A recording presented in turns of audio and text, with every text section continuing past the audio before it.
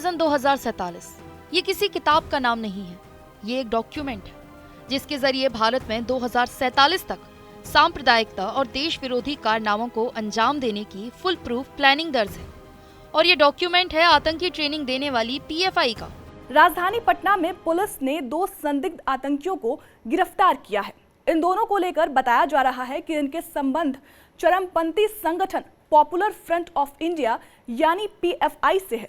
Police का कहना है कि इनके कब्जे से कई आपत्तिजनक दस्तावेज भी बरामद किए गए हैं, जिनसे पता चलता है कि दोनों आतंकी साल 2047 तक भारत को इस्लामिक राष्ट्र बनाने और मुगलों का राज फिर से स्थापित करने की दिशा में काम कर रहे थे। कि पटना के शहरी इलाके में फुलवारी शरीफ थाना क्षेत्र में एक कांड दर्ज किया गया है। उस कांड के अंतर्गत गंभीर धाराओं में हम लोगों ने कांड दर्ज किया है। 2 व्यक्ति गिरफ्तार हुए हैं, उनसे गहन पूछताछ की जा रही है और पुलिस की अलग अलग टीम भी उनसे पूछताछ कर रही है। उनके पास में पोस्टर, बैनर, दस्तावेज, पीएफआई के डॉक्यूमेंट्स, मोबाइल फोन इत्यादि बहुत सामग्री बरामद हुई है, उनका भी अध्ययन किया जा रहा है। चूँकि कांड दर्ज हो गया है, वैधानिक कार्रवाई शुरू कर दी गई है, गिरफ्तारी हो गई है, तो अब पूछताछ में आगे बहुत सारी बातें आएंगी और बाकी लोगों की भी गिरफ्तारी संभव होगी। पुलिस की गिरफ्त में आए दोनों आतंकी मार्शल आर्ट्स के नाम पर हथियार चलाने का ट्रेनिंग कैंप चला रहे थे, जहां एक धर्म विशेष के लोगों को आतंकी प्रशिक्षण देने का काम हो रहा था। इनके नाम मोहम्मद जलालुद्दीन और अतहर परवेज हैं। मोहम्मद जलालुद्दीन झारखंड पुलिस का रिटायर्ड अधिकारी है, जबकि अतहर परवेज पहले देश विरोधी गतिविधियों की वजह से कई साल पहले प्रतिबंधित हो चुके आतंकी संगठन सिमी का मेंबर था। सिमी पर बैन लगने के बाद वो पीएफआई से जुड़ गया। इन दिनों वो पीएफआई के राजनीतिक विंग एसडीपीआई यानी कि social democratic party of India के लिए काम कर रहा था। दोनों आतंकी को इस काम के लिए हवाला के जरिए पाकिस्तान और बांग्लादेश से फंडिंग मिल रही थी।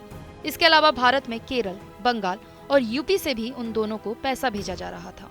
दूसरे राज्यों से धर्म विशेष के युवकों को बिहार बुलाने के लिए फर्जी नामों से उनकी रेलवे टिकट बनवाई जाती और फिर बिहार पहुंचने पर उस फर्जी नाम के दस्तावेज बनाकर उन युवकों के लिए होटल के कमरे बुक करवाए जाते। इसके बाद पार्टी की आड़ में उन्हें पिस्टल, तलवार और चाकू से हमला करने की ट्रेनिंग दी जाती। अपने इरादों को पूरा करने के लिए दोनों आतंकी देश भर घूम घूम कर पढ़े लिखे युवकों को अपने जाल में फंसाते थे और फिर उन्हें बदला लेने के लिए उकसाकर बिहार के ट्रेनिंग कैंप में आने के लिए प्रेरित करते थे। मिशन 2047 यानी कि साल 2047 तक देश को, भारत को इस्लामिक राष्ट्र बनाने की बड़ी साजिश, और ये साजिश चल रही थी बिहार की राजधानी पटना के फुलवारी शरीफ में, जहां पर बाज़ाब्ता लोगों की कन्वासिंग हो रही थी, लोगों की ट्रेनिंग हो रही थी, लोगों को भर्ती किया जा रहा था। एक खास समुदाय, एक विशेष समुदाय, बहुसंख्यक समुदाय को अपने घुटनों पर लाने की कार्य योजना पर काम कर रहा था और इसका नाम है मिशन 2047। दोनों आतंकियों के पास से 8 पेज का एक गुप्त दस्तावेज मिला है, जिसमें साल 2047 तक भारत को मुस्लिम राष्ट्र बनाने की बात कही गई है।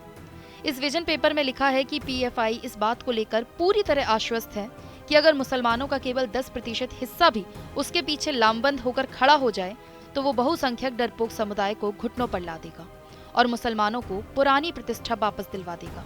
आतंकियों ने अपने इस विजन पेपर का नाम इंडिया विजन 2047 रखा था। मतलब वो साल 2047 तक भारत को मुस्लिम राष्ट्र बनाने के इरादे से काम कर रहे थे। इसके साथ ही पुलिस को पीएफआई और एसडीपीआई के कई पैम्पलेट, बुकलेट भी मिले हैं।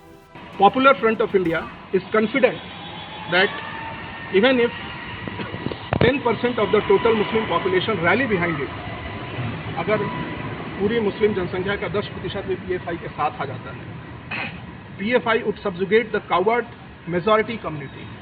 उसके बाद पीएफआई जो बहुसंख्यक, कमजोर और डरपोक समुदाय है, उसको उनके घुटने पे लाएगी and bring back the glory, और इनको इस्लाम में दाखिल करें। पुलिस ने आईवी की सूचना पर देश विरोधी गतिविधियों में शामिल रहने वाले इन दोनों आतंकियों को गिरफ्तार किया।